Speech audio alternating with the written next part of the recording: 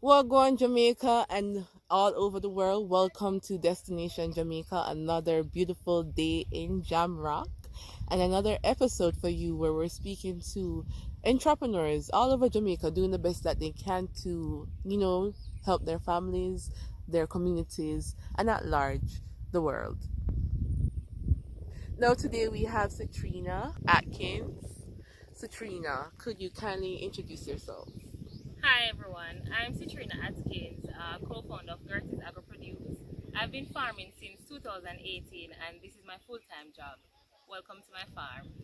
And it's a beautiful farm indeed. We have peppers as Citrina inform us today.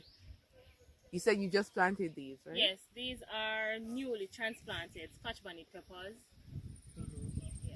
And as Jamaicans, we love with Scotch bonnet pepper. So Citrina and I was talking prior, and before she came to farming in 2018, she was actually in a corporate job. Citrina, how is that transition from corporate to farming? It was a very smooth transition because I'm someone who follows my dreams and I follow my heart. So this is where my heart led me. So it wasn't hard to, follow that route. Yeah, definitely. Following your heart, your passion. Yes. I've talked to you before and I know that you're pretty passionate about farming and it's something that you've wanted to do since we've spoke in 2018, but it took a while to really get to this level. Would you like to speak about the process of moving from that idea to actually doing something that you're selling to agro processors and so forth? Okay, well, as you guys should know by now, my cousin and I we partner to start this farm, and it was a difficult journey because we did not have any prior experience within the agriculture sector, so we had to reach out to RADA and other agronomists and kind of get some advice as to what to do and how to chart this new journey. Um, we started with pumpkins and then we got some investments from my cousin's father and then we built from there. Okay. Yes. And So, of course we made some connections and do some marketing, do some research, and we connected with exporters and agro processors because that's one of the most important things. You have to like do some market research before you actually plant a crop, so there's a market for the produce that you decide to plant. okay. Yeah. That's great. And upon doing your research, that's what you came up with. What products or what produce do you think would be best to sell to the market? Well, Scotch bonnet pepper is always in demand. Sweet potato is always in demand, both locally and internationally. Irish potato is another crop that we do that is always in demand at the local market, and Jamaica does not. We import a lot of our Irish potatoes, so whenever a local person, a local farmer decides to plant Irish potatoes, there's always a lot of recognition and a lot of help out there for persons who choose that crop, as well as yellow yam is another big export crop that is always in demand all over the world as well. Okay, Yeah. thanks for that information, Citrina. There's something that I read recently and I've spoke to others about. They say that we are not normally supporting our local farmers. So you're saying that Irish potato is always in demand, right? We import a lot of those. What's your experience with support as a farmer and a young farmer? Well, in recent times, the market and the consumer needs and what the consumer prefers is changing. Most persons now prefer local produce as opposed to the imported ones. And persons from my experience, I've been supported because my products are in demand and I've never had an issue in terms of finding a market for whatever it is that I have to sell. Even now with the whole COVID pandemic, it highlights the importance of Jamaicans supporting local produce and so on. And from what I've seen, everybody is basically on board, with supporting our local farmers and building and supporting everybody so that we can grow as a nation. That's great. Yeah, Thank you for sharing that because it's necessary for us to share our own narratives and let others know what's happening. definitely. Now, Satrina, what is the day? What is a day in your life like when it comes to farming? Okay, so a day in the life of a farmer, we usually wake up very early to try to, beat the sunlight because it's hard to, for me, it's hard to, work in the sun. So we head out to the farm very early we water the crops, and if we have anything to do in terms of like transplanting, or we're planting like a sweet potato field or anything like that, we head out with our workers, get things kicked off very early, and during the day we try to avoid the sun, so we'll be at the farm from say 5:30 to 6 until about say 8:30, and then we'll break and then come back in the afternoon when the sun is not so harsh. So it's a lot of work. It's a lot of work, but it's good because our time is very flexible. If we have something else to do outside of farming, we don't have to worry and say, oh, I'm stuck here, I can't do this or I can't do that. You have the time and the freedom to do whatever it is that you want outside of the farming as well. Okay, yes. That's awesome. Oh, also I should mention that record keeping is very important. So for me, I usually try to set a day in the week. For example, let's say Wednesday, when I take a few hours to work on my record keeping and ensure that everything is up to date. I'm not always disciplined. I'm not always disciplined in doing so, but I'm really trying to get into the habit of doing it. Yes, I saw an interview with you prior, and you mentioned that your banking degree comes into play when it comes to record keeping. Yes, definitely, and not just record keeping, just my university experience has taught me a lot in general, and I'm better able to do some research, and I know how to find markets and do all of that because of my university experience. So it's not just with the record keeping alone. Okay, awesome.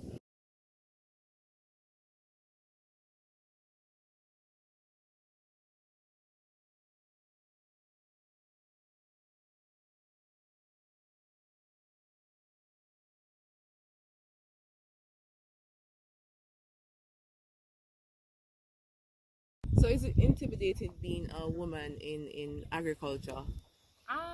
No, it's not intimidating because females have always been farming.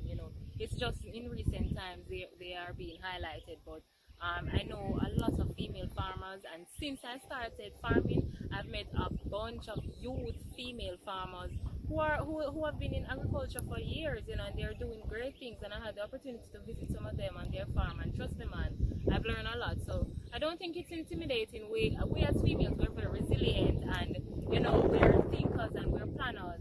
So we tend to plan and execute. When it comes to executing, we eliminate some of the challenges that will arise when it comes to the farming in general. Okay, it's also crucial for women to be in every sector because we're thinkers and planners. Now that you mentioned that. Now, Satrina, you mentioned we never spoke about the challenges. What are some of the challenges that you have in agriculture? With this farm water, which seems to be an issue for some farmers. I have a tank on the farm that we harvest about 55,000 gallons of water. However, that is no way enough to supply the magnitude of farming that we want to do. So definitely water is a challenge. Our goal is to get a pond at some point in the future. Another challenge is the financial challenge, of course.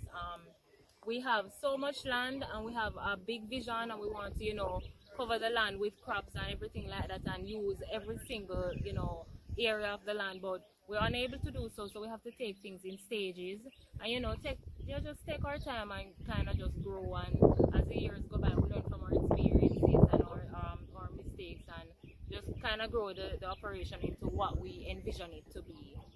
Well, Satrina, sounds like you're someone Jamaica should definitely support. So if anyone wants to provide any assistance to help you with some of the challenges that you may have, how do they contact you? Well, they can definitely reach out to me on social media or Instagram page, and on Facebook. We are Gertie's Agro-Produce. Just shoot me a message there. I check the page very often, so I'll get a response. You'll get back a response in no time. Okay, great. Satrina, so you're in agriculture. Is this the dream for you, or do you want to do something more? Well, I've always believed in multiple streams of income. So, of course, I want to grow my agriculture business and go into agro-processing and exporting. But outside of that arena, I definitely want to get into real estate. One of my dreams is actually to, own an apartment building at some point. I don't have the money or the means to do so as yet, but it's a dream. And what I realize is that whenever you have dreams, you just write it down, and trust me, things will start happening that kind of lead you in the direction of achieving that goal. and you have no idea how it happened, you know. So I write it down and it's in the making. So I'll just leave it at that. Yes. We're manifesting for you on our end. I appreciate that. Thanks. You're welcome. Now, two more questions to go. This is the yam, right? Let's take a look at the yam farm here. And how do you go about actually getting this done? Well, I hired my uncles to do it because I've never planted yam before, so this was actually new for me. So what they did, you know, they prepare the land and they dig the yam hills and so on. We get the yam heads and they plant the yam heads, and this is the result. And of course, you know, we cut the yam sticks and then we kind of just leave the plants up to run on the sticks, and that's that from there. So now we have some weeding to do because, as you can see, there's a lot of weeds coming up in the yam. So we're going to get out those in short order and you know, that's it from there. And yam is a 9-month crop, so it will be ready closer to the end of the year. Okay, awesome. So you're learning from your uncles, you're learning from your community. How is the community support? The community has been supportive in terms of you know, they always encourage us and tell us, you know, they love what we're doing, and that's all that you want to hear, man. So for somebody to look at you and say, you know, we really appreciate what you're doing in the community, and just keep at it. Okay, great. So we're in the sun, guys. So we hope you're subscribing and you're also checking out Citrina on the Instagram. We're in the sun doing this for you so that you can know more about farming and of course more about young farmers in agriculture. Citrina, I know that you mentioned the award and you spoke about it's not just for you, it's for the whole team. How important is teamwork when it comes to agriculture? Trust me, teamwork is very important because the size of farming that we want to do, two persons, me and my cousin, you know, me and Roy, we can't do it by ourselves, so we need a good team behind us, you know, dependable to say that, you know, when you delegate the duties and so on, you know, everything is executed in the right way. So teamwork is very important. Awesome. Yes. And the final question. Is there any question that you wish I would have asked you that I didn't ask? I would say the mindset surrounding farmers for youth. I really love to touch on that topic because it is important for us to change the mindset when it comes to farming. You know, farming is no longer seen as a dirty work, or should no longer be seen as a dirty work. You know, it is a business, and we all need to treat it as such because it can be profitable. And I've seen a lot of farmers who are operating profitable operations. So and it's actually very good for, you know, persons who are operating their farm as a business to be out there and be seen, so that other persons who want to get into the sector can see what is possible. Yeah. Yes, I have two questions coming out for you. How do you see farm growing as a business in the future? How do you see your farm growing as a business in the future? Well, definitely, as I mentioned before, we want to get into agro-processing and exporting. So we're looking into some products that we can do from the Scotch bonnet peppers, and also some products that we can do from the sweet potato. So we've reached out to the SRC, and we have that in the making. We're still in the Alright, so what's the process in planting a pepper? Can you just stick them anywhere, or there's some strategy towards planting them? Well, the strategy is the planting the pepper is you have to give the pepper space. So as you can see, the drip hose are 2 feet apart. So you have to give them at least 2 feet. So the more space it have, the more bearing you get. So you give the chance of the pepper to breathe and go through. When they grow bigger, they will have space to spread out. When they grow bigger, they will have space, and the person that are reaping the pepper will have space as well. Because as you see, this plot is a 2 feet, 4 feet plot. 2 feet of planting space and 4 feet of walk space. So you give the persons that are reaping the pepper enough space, not to damage the next pepper or not to bounce off the blossom or anything, but the good space so they can go through, reap the peppers in adequate time. When the pepper tree gets mature, like how much pepper you can reap from one tree? On an average, this is on the low side. One tree can give you a pound of pepper each and every month. I mean, that's the least. You can expect anything more. So the more it's all about the nutrients that you give the pepper and how you take care of it, because the pepper tree can give you more and it can give you less. And the first stage you're gonna get some really pretty peppers, so that's gonna be the key to just maintain the nutrient of the pepper straight through. Okay. So in the drip irrigation, is it just water or do you have nutrients No, in we the have the water? fertilizer. We have fertilizer in the water as well. We use both spray on, leaf, and root fertilizer.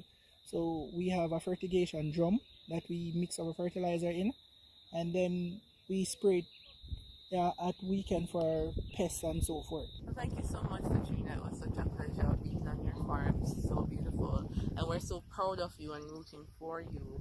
And we appreciate you taking the time to do this interview. I really appreciate you coming here too, because I love to, share my voice and to, be out there and to kind of inspire someone else, because this is how I was inspired. So I want to inspire someone else too to come in the sector. Yes. So thank you. You're welcome. So thank you for listening, for subscribing, for sharing. Please support the phenomenal and beautiful Citrina and her cousins. Destination Jamaica, another episode. Please remember to share the thing and support the thing, because together, Jamaica, we can do anything. Bless up, stay upful, and have a fantastic day.